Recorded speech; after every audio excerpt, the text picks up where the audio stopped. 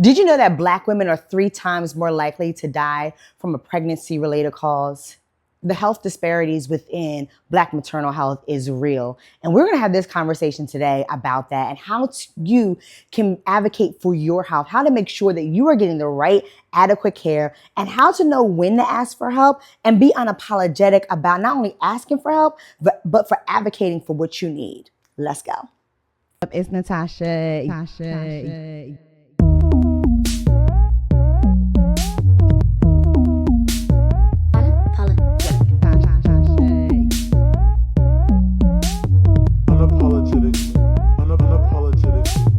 Unapologetic Living. What is up? Welcome to Unapologetic Living with Natasha Bryant. I'm here for another dope, amazing episode that's going to help you be unapologetic. But today is going to be a good one because it's not only going to help you be unapologetic, but it's also going to help you learn how to advocate for yourself, give you some gems on some education when it comes to Black maternal health, and leave you with some takeaways to make sure that you're advocating for the health and what your needs are in any type of health situation that you are in. And I had to invite Toshira Maldonado because she is the advocate of all advocates when it comes to Black maternal health. We got connected by a mutual friend, and we talked over the phone. I learned a little bit more about your background, and I was like, okay, she's an advocate, check. She's an educator, check. She's for the community, check. She's a doula, check. She's a business owner, check. She's doing all the things. But your passion on top of that when it comes to Black maternal health was what really drew me in. And so I just appreciate you coming in to just drop your knowledge and just helping the women and men, whoever's watching this, to really walk away with some key takeaways that's going to help them be more informed when it comes to their health. So just welcome to the show. Thank you so much for having me. Yeah. It's a pleasure to be here. Yeah. Like I was saying before, I wanted to have this conversation because within our community, in general, health disparities are real within the Black community in general. But specifically within the Black maternal health, there are so many different levels and layers where we often feel as women don't feel seen or heard when it comes to us speaking up about what we need. Or sometimes we don't even talk about what is going on because for some reason we don't talk about like fibroids and pregnancy scares or struggles. Like we don't have the conversations. Like our grandmothers, mothers don't really pass down until you actually are in the situation. Like, oh yeah, I had that back when I was 32. And it's like, why'd you tell me? Why do we have this conversation, right? So what would you say, like, what are the areas when it comes to Black maternal health? What are the different areas that we as women should be aware of, be informed in when it comes to our health? Well, there are many areas that we can dive into. And I think what's important is that we break the generational barriers that keep us from being knowledgeable and also free to talk about these things. And I believe it starts with our youth. It starts with our young girls and boys. And then we can continue that conversation to our teenagers and then our young women that are in childbearing ages, years. And then we continue that on to those who are peaking and who are going down the hill when it comes to menopause. You know, it took a whole lifetime to build up those hormones that, females have, which makes their bodies do what it do. And then there's the other side to that. What happens when you are no longer bearing children? Does that mean you're no longer a woman? Does that mean that your female anatomy stops working? It doesn't work the way that it did 20 years prior. But I feel like having those conversations, as well as reaching into our culture, into our history, into the stories of our aunties, our grandmothers, our great-grandmothers, and taking a deep dive so that we can unapologetically define, number one, what we represent, who we are, and why do we suffer so much. And I think it just comes through being innovative in our approaches, and then also encouraging and empowering those to be able to feel strong enough as well as validated enough to know that my health matters. Yeah, I love that. One of the things that you said that was standing out for me is the conversation, right? I think that's why many times we can walk into a doctor's office and we don't know what questions to ask, or we just take what the doctor is saying as is, because we're just not, as a culture, having the conversation of like, what is, quote unquote, normal within our health, what is abnormal, right? Or even just hearing other women's experiences, like, oh yes, if this happens to you, this is what this means. Or if this is coming up for you, this is what this means. Even like you were saying with menopause, it's not until we get into the menopause that we actually talk about what's happening during menopause, right? We don't really have the conversation about the prior to that, to say, oh, these are the signs, this is what you should be looking for. If this is happening, you're in menopause. And so it's like that conversation. So how do we get better at having conversations as women about our health? What are some better ways? What are some ways to improve in that area where we're open and having the dialogue? And what should we be talking about? Well, I feel like this is a great start. Creating conversations just like this, while it might just be the two of us, but let's just say if it was 10 of us. It starts with those simplistic yet innovative methods of engaging the voice as well as the experience of people who look like us, who feel safe. I mean, I know I feel safe in a room of other Black women. I feel safe in the room of my elders where I see that gray silver hair. I feel safe when I know that I am going to be related to, and most importantly, I don't have to explain myself. When we go into the doctor's offices as Black women, we have to look at it from a frame of reproductive justice. We have the right to be seen, heard, respected. We have the right to have children, the right to not have children. And we do have the right to raise those children in safe, thriving, and sustained environments. And so when we look at how reproductive justice is something that Black women have to fight for and stand on business behind, whereas white women, they get rights. Their health is a priority. Reproductive health and rights and priorities do not include us. And so the justice now becomes a conversation. We realize that from the very inception of this country, sad but true, racism was built into the system, and it is still very much active and thriving today. And in the healthcare system, we look at where the disparities lie for Black women. We realize that we are disproportionately affected and impacted, and we really don't know the cause. We just see the effects.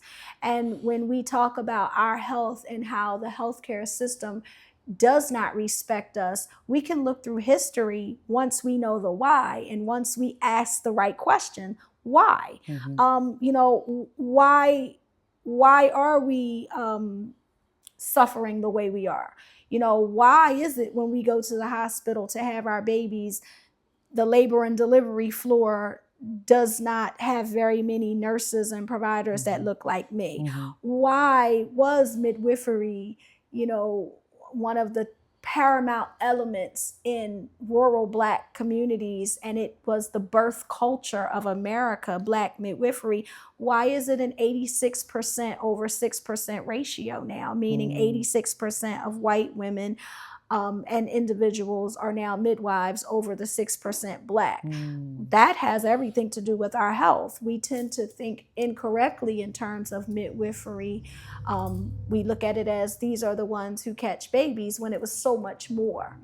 And we also look at, how systemically we've been negatively impacted. Look at the healthcare system. Look at how it was tilted in the favor of white supremacy, and how even today in 2025, we're still suffering, and we're still at the lower end of receiving safe, equitable, and respectful care. Much of that has to do with our socioeconomic status, but what we also know is our status, our education, the money we make, it doesn't save us.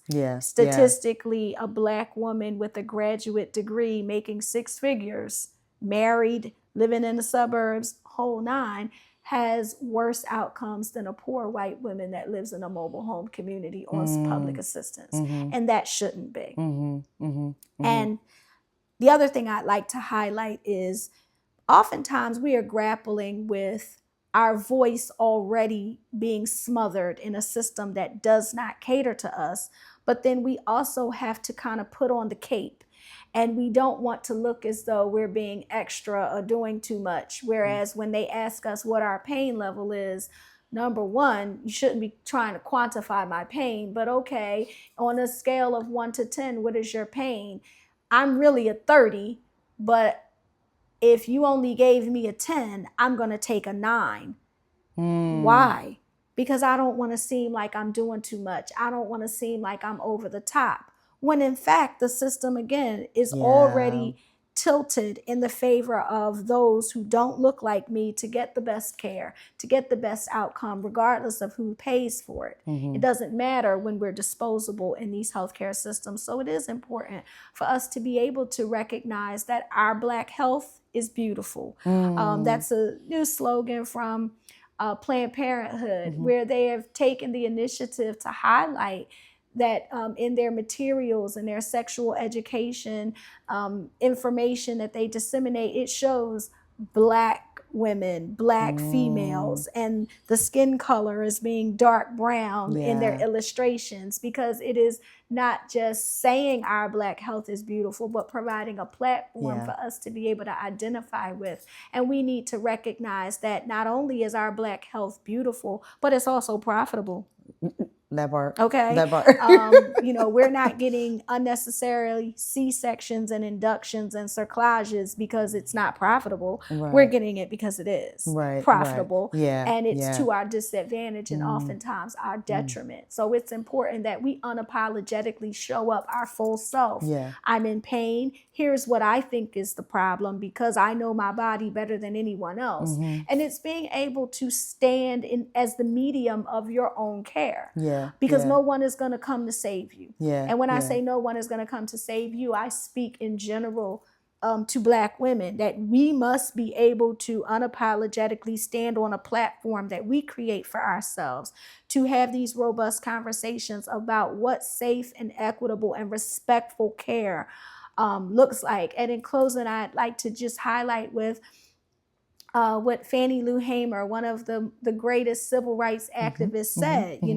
Her thing was tear it up until they respect us, because we keep going in smiling and grinning and bearing through our own pain, and we're trying to take the low road and not to be that angry Black woman or live up to their stereotypes.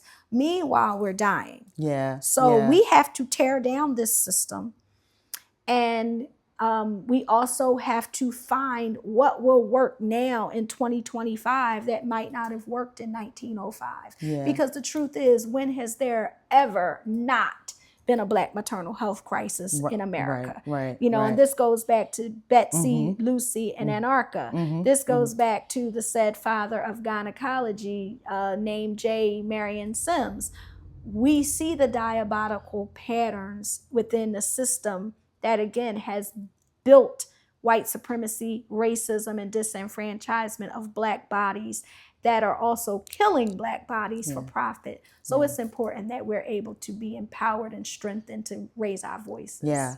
Before we go to commercial break, I want to definitely touch on something you mentioned about how we can show up in spaces where we don't want to appear like we're doing too much or seem too much. And so then we end up minimizing our own voice. And when you were saying that, it was reminding me of just how, like you said, when we're putting on that cape, we don't ask for help when we need it, or we don't seek help when we need it, because we don't want to be seen as not having it all together, or don't want to be seen as doing too much.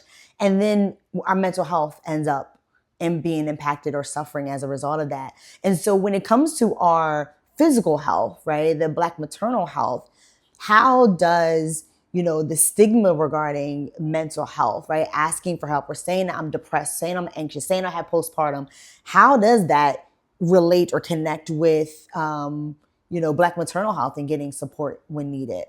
Well, we look at the statistics, which point to Black women being 60% less likely to go after the support and resources related to their mental health. Because let's look at it. Go back to when our ancestors were toiling the fields and building America. After 1808, where slavery was not outlawed, but going to West Africa and other parts of the world to bring enslaved people here was on pause, our bodies now became the sole factor as well as production mechanism of enslaved populations growing. And that meant we were under stress. So when we look at the role that our DNA and epigenetics play into the maternal health experience being in a Black body, we cannot dismiss the hundreds of years of antecedents of trauma that, again, just like racism and white supremacy is deeply rooted in and constructed in the American dream we have it, so is the devastation, the brokenness, the trauma, as well as all of the other challenges and issues that our bodies had to adapt to over the past 460 years. We are not likely to go to get help when the norm has always been, we'll be okay. We somehow continue to thrive. We somehow continue to make the best with what we have, which is very little. We somehow continue to rise to the top. And to me, that is a flex on our end, but it's not a flex that white America and these systems that promote systemic racism that's deeply rooted in the healthcare system gets to take credit for. I mean, it's wonderful that now we're having these conversations that weren't being had when it comes to Black maternal mental health, but it also came on the heels of a disparity of someone. It came on the heels of someone losing their baby after carrying that baby 9 months, looking forward to being a parent, losing their child, or infertility struggles or poverty-related challenges where it compromises birth liberation for Black women and birthing people. I feel as though it's important that we continue to disrupt these narratives that make us feel that we don't have a voice, that we don't have a way out, and redefine what our needs are. After having a baby, if it's normal for postpartum depression or baby blues to be the onset after a white woman has a baby, are we not human? Then it's probably going to happen to a Black woman. So what we have to look at is, while the advertisements are white women and white babies swaddling and holding and they're smiling, where are we? You know, we don't see duplications of ourselves. We don't see visions of ourselves in a system that's supposed to help not just Black women or white women, but people, everybody, but humans. And so I think this is where we need to pull up on the curb effect. You know, that one concession in 1948, which put the curb in San Francisco for the benefit of those with disabilities. Now everyone in 2025 benefits from it. And so I feel like when Black women are centered as the standard for why and how systems change, then we all benefit. I love that. Well, I think that's a great place to park for our commercial break. As you can see, listen, I had the right person here. She is dropping all types of gems, but I love that you're not just giving us information about, you know, just like presently what's happening, but you're giving us the historical connections. And so I just appreciate that. So and that's very important. Yeah, very much so, right? So I appreciate you for that. So I'm excited to continue this conversation. Make sure you come back and for some more of Unapologetic Living with Natasha.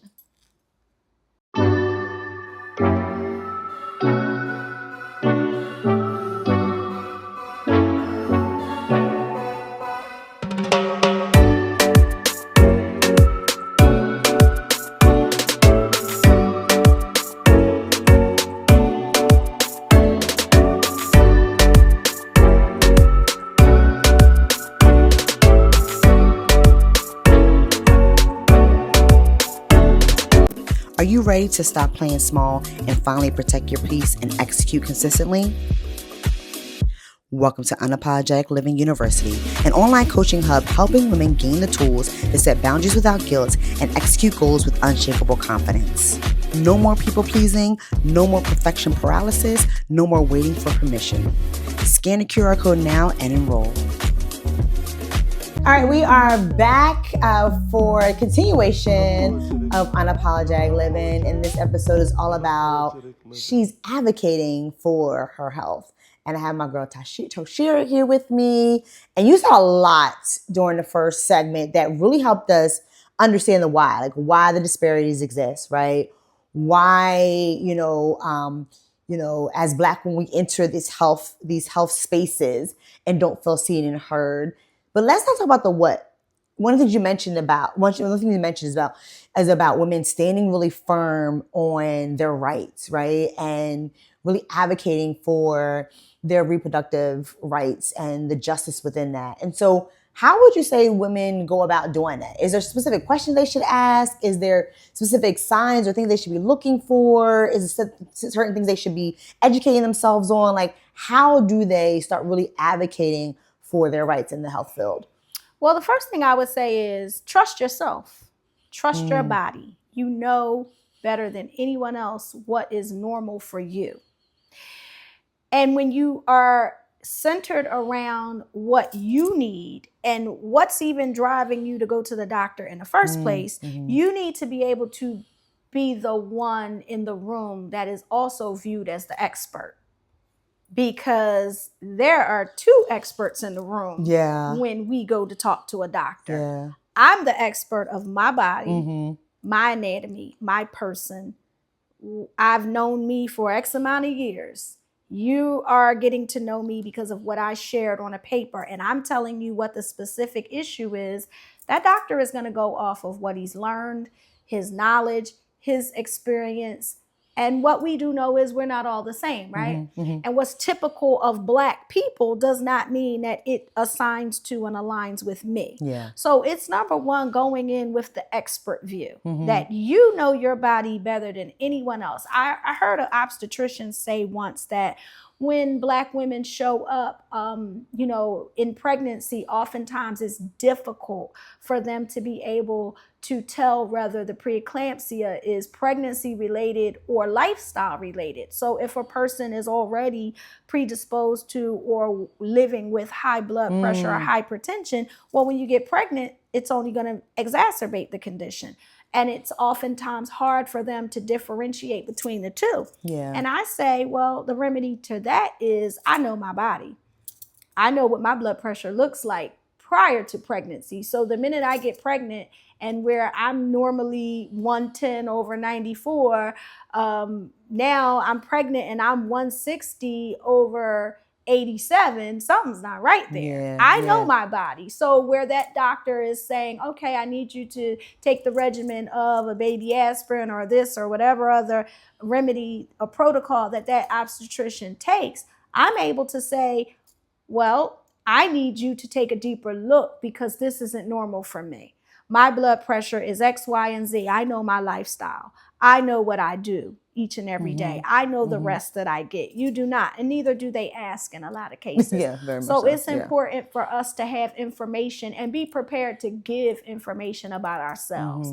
Secondly, I think, pause right there. I think that part of giving information, because sometimes we don't give the information because of the disparities, because of the lack of trust. And so, because we don't want to be looked at as, well, I don't want to tell them that, I had this or that. I don't want to tell them I had bariatric surgery because they already, there's a lot of things we withhold. And I think what you just said is so important of being mindful that we are not withholding, and that's actually blocking our abilities to help them have a better understanding of what's actually going on.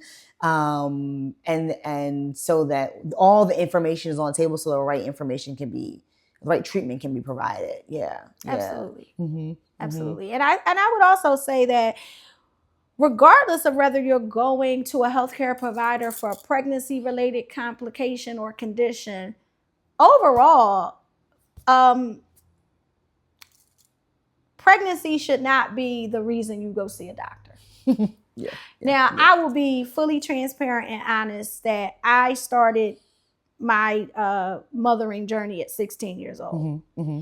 I had 5 children and 11 pregnancies in, I'll say, set number of years.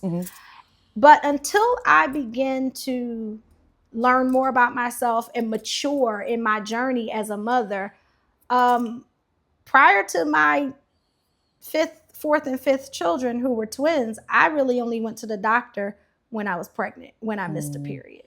And then oftentimes in between those births were, miscarriages. Yeah. I knew exactly when I was pregnant because I know my body. If I didn't know anything else, I knew my cycle was like clockwork. Right. And then I also knew that it was my responsibility to take better care of me. Because if that doctor is looking at my chart and he hasn't seen me since the last baby was born 4 years ago, then he's already set the tone. That's already set the tone on how they're going to treat me. Right. So I had to learn that, when I showed up at the doctor in 2008, pregnant with a set of twins, the baby I had before that was in 2005. I had not had any checkups. Well, I'll give a reason for that. It's not because I didn't have good insurance. It's not because I lived in poverty. It was because I did not trust that system and I did not need them telling me what was wrong with me. And when I did go to the doctor, it was on my terms. And when I did go to the doctors, I gave the information I wanted them to have. And I wanted to control the narrative. So while there's good and bad in that, what I will extract from that is, and what I'll give to any woman, Black woman particularly, you are in control of the narrative. No one gets to take your health narrative and do what they want with it. You do not have to agree to modalities and methods of treatment that do not align with what you want for yourself. For instance, fibroids is a very common thing in our community. The why? Well, let's look at our, biomechanics and engineering, vitamin D deficiency, right? We went from a tropical climate full of sun and warmth to many of us through our ancestry coming to a country that now has a climate that experiences all 4 seasons. And that did a number on our DNA. So when we look at how vitamin D deficiency impacts us, we can look through our history, but then we can look at today. Black women do suffer from fibroids. And then while there's no cause for it, so they'll tell you, we realize what can prevent it. So when we go for treatment for fibroids, Black women oftentimes are more likely to be told to get a hysterectomy. When, wait a minute, there's something called a myomectomy. There's ablation. There are other types of modalities of care that can treat this very simple, non-life-threatening complication. But what do we get? Offered a hysterectomy that totally changes the element within many of us as it relates to our womanhood. And I can't even tell you how many women that I've talked to after sharing my personal story, which was quite devastating. In 2020, during the pandemic, I suffered a gestational trauma. I was 15 weeks pregnant and had to go through a medical termination, which was recommended to save my life because they had never told me that I had a grapefruit-sized fibroid growing in the center of my uterus. I would have died. That pregnancy was not, after certain weeks in progression, it was not viable. And I was trying to hold on because I was advocating for myself. But I had a doctor say to me, and he didn't look like me, he said, "Ms. Maldonado, I don't want you to feel unheard and unseen." He said, "I 100% understand your feeling right now, but this is a very complicated pregnancy and it may risk your life." And he explained to me all the other areas. So be it. I had to make that tough decision, but I also had to now follow up with, well, how do I deal with the cause, this fibroid? Oh, well, we can do a hysterectomy, at the same time. And I'm like, no, it's not what I want. We're going to do one thing at a time. And so follow-up care looked like hysterectomy. Doctor, what about a myomectomy? Oh, well, yeah, we can do a myomectomy. Well, it was that easy. If it was that easy for you to offer me a myomectomy, why did you keep offering me a hysterectomy? Deer in headlights moment. How many other Black women did you offer this to? How many other hysterectomies have you performed? And so in being a bit personal and sharing my story, it definitely changed the way that I see Black health, as well as a healthcare system that does not respect or honor us. Another thing, breast cancer. We're not having these conversations that while we may be lowest in risk of breast cancer, we're not having the conversations, the role that breastfeeding plays in reducing the risk of breast cancer. We're not having the conversations in our community about the importance of breast cancer screenings, our mammograms. We're not having these conversations outside of childbearing years. It's like, wait a minute, okay, I'm no longer having children, but now my body is changing. Menopause, estrogen, hormone drops. Breast cancer still is an issue here. So how do we come up with a damage control plan? It's being able to create safe spaces for us to talk about it, come up with our own solutions, and then move differently. And I think that is very important, even down to the food we eat, our, even down to how we even view weight. Being the BBW is beautiful, but when you have underlying factors of high cholesterol, stroke, and heart attack, we might want to consider how we can assign our beauty in other ways, because we do realize that Black women are number one in healthcare disparities as it relates to cardiovascular issues. White women may be number one when it comes to mental health challenges and as it relates to unaliving themselves and suicide risk. But for Black women, many of our issues are, again, brought on by our DNA, and it's deeply embedded in us. We cannot erase nor ignore the historical antecedents of trauma that have a major impact on our health.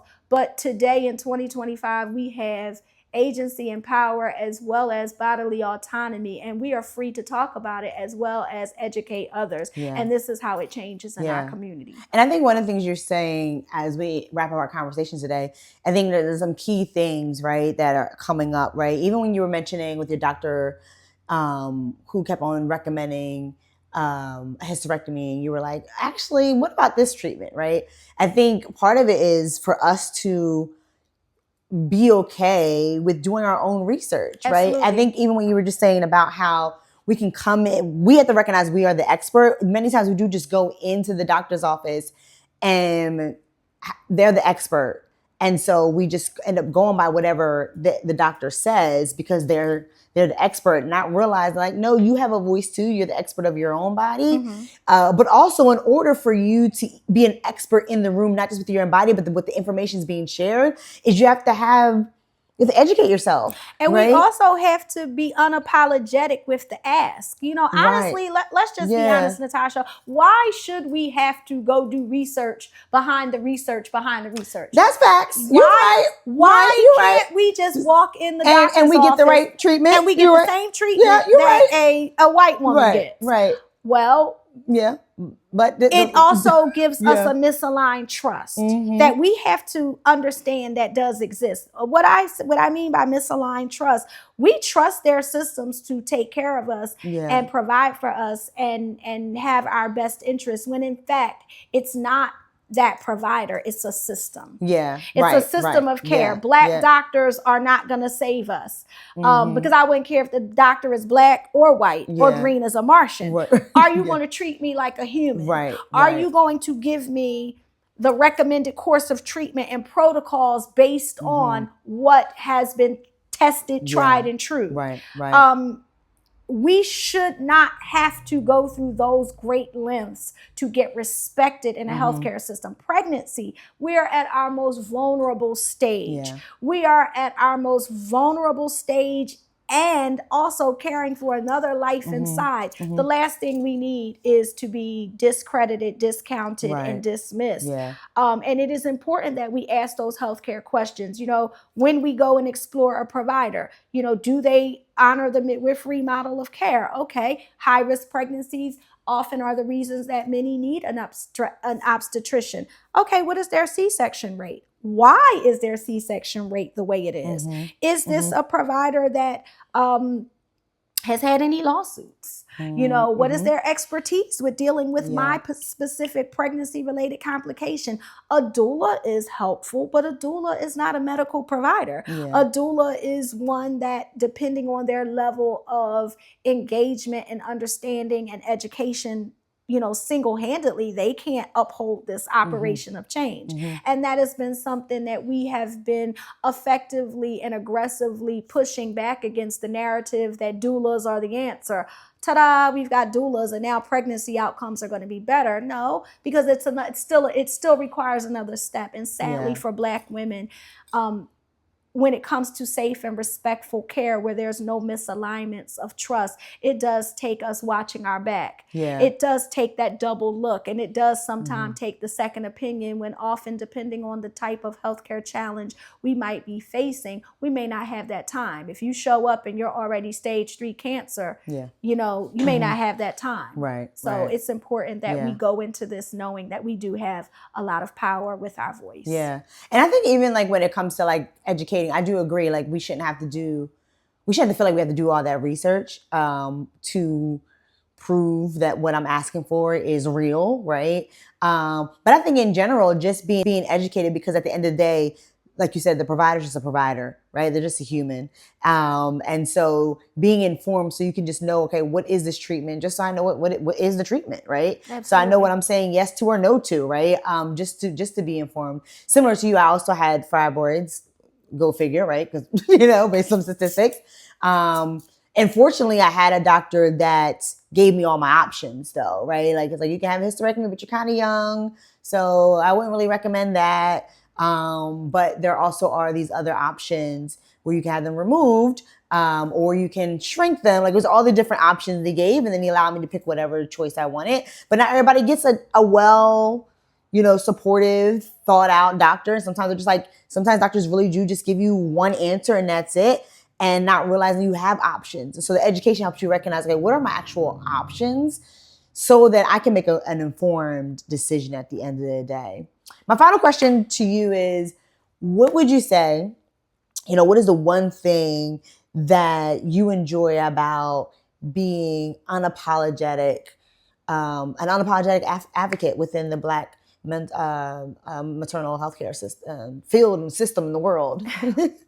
Well, what I find to be most rewarding is being able to connect with the people who mirror what I've overcome. As I shared, my parent journey started at 16 years old, pregnant, 16 years old. But I also was fortunate to be a part of a family that had traditional values. You still have to finish school, public assistance and public housing and all of the systemic traps to ensure generational poverty becomes our portion does not have to be your story. And so I'm thankful to have had those people in my life that helped me to overcome. And so what I try to do is take what I've learned, what I've overcome, what I've accomplished, what I've achieved, and then share the downside as well as the upside. It's holding their hand while giving information. It's being that sister in the community, and also being very much down to earth and transparent with your own journey, because that's what people respect the most. Being in grassroots operations, I'm a community organizer. I've done this work for over 20 years.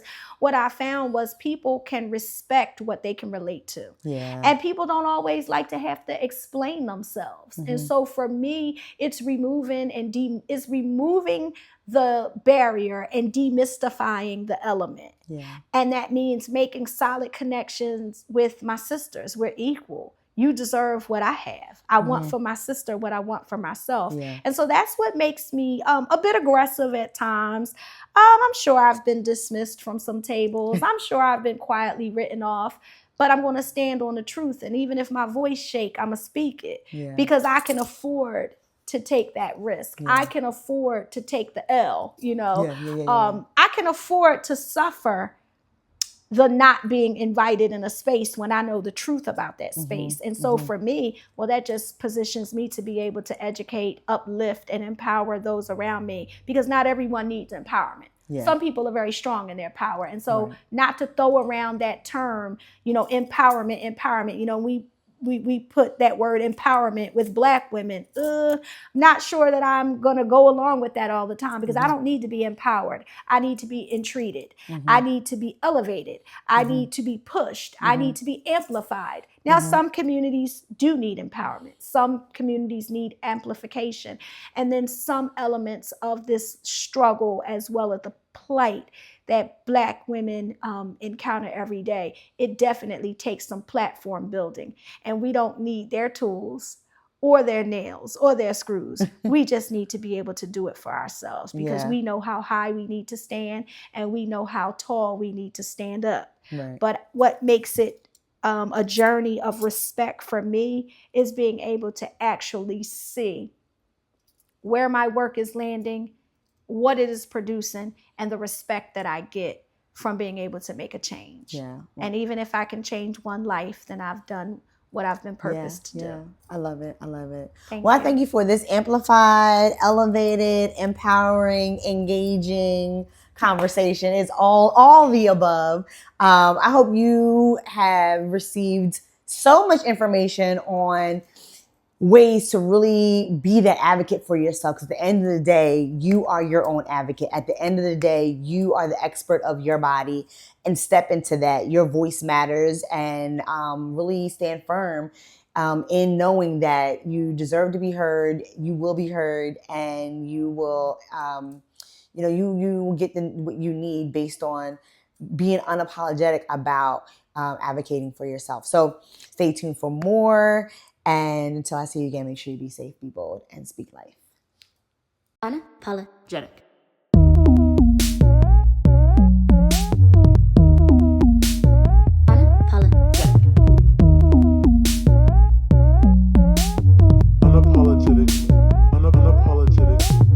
Unapologetic living.